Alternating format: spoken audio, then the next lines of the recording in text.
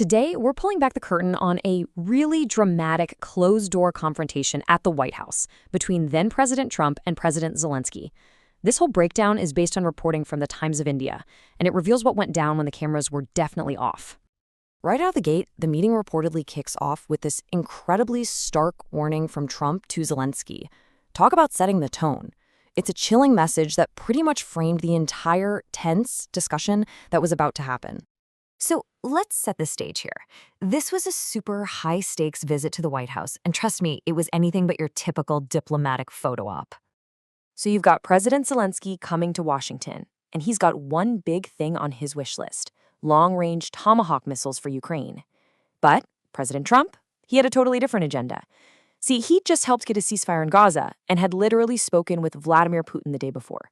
So his mind was all on one thing: getting a swift end to the war in Ukraine. Okay, so once they're inside the room, things escalated, and they escalated fast. These two leaders had completely different goals, and the whole thing reportedly just devolved into a shouting match. Yeah, according to officials who were briefed on what happened, what was supposed to be a diplomatic discussion just got incredibly heated. This was not some calm, measured exchange of ideas, not even close.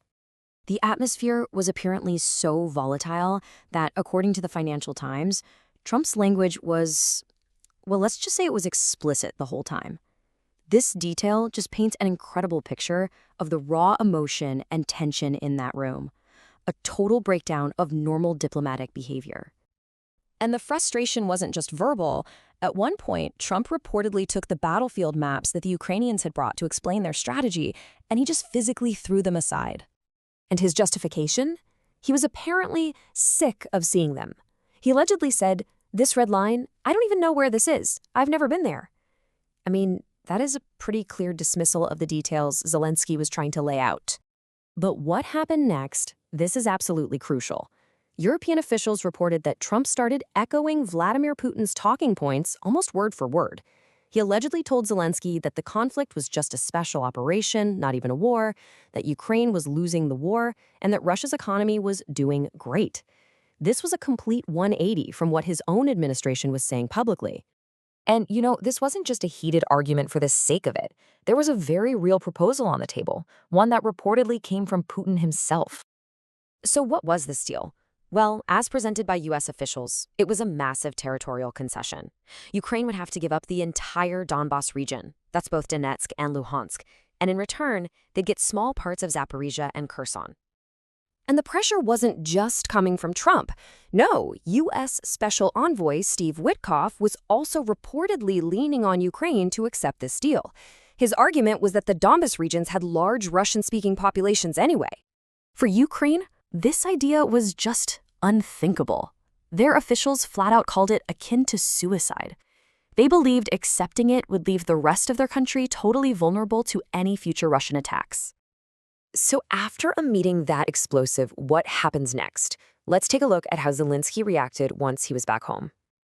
Well, the immediate result was a total failure for the Ukrainian team.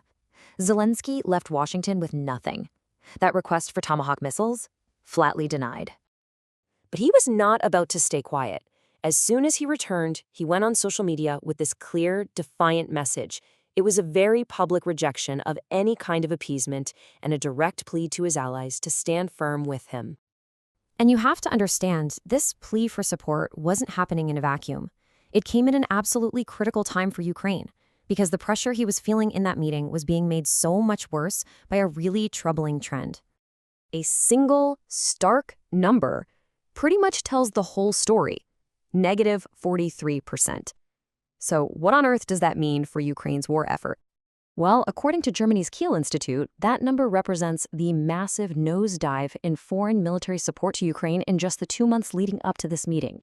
So Zelenskyy's call for resolve wasn't just talk. It was a desperate plea as he was watching the pipeline of international aid already shrinking dramatically.